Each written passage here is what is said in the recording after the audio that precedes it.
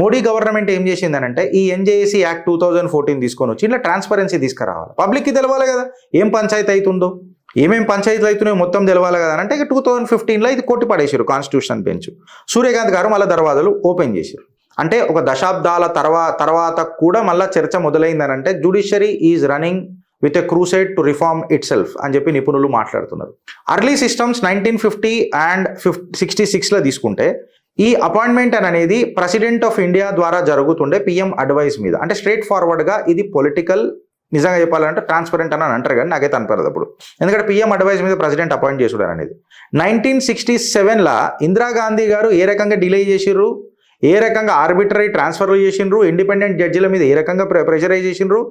ఇక 1975-77లో ఎమర్జెన్సీ టైంలో జడ్జిల మీద ఏ రకంగా వచ్చినాయి, ఏ రకంగా అట్మాస్ఫియర్ ఉండే, ఇదంతా ఎట్లుండేనో మనందరికీ తెలిసింది. అందుకే వీళ్ళు కూడా ఏమనుకున్నారంటే మా ఇండిపెండెంట్ జ్యుడిషియరీ అనేది ఎప్పుడు ఇండిపెండెంట్ ఉండాలా, మా దగ్గరికి రావద్దు అని అనేది ఈ కొలేజియం అనేది అప్పుడు ఎవాల్వ్ అయింది, ఇంకా గట్టిగా అయింది కరెక్ట్గా చెప్పాలంటే.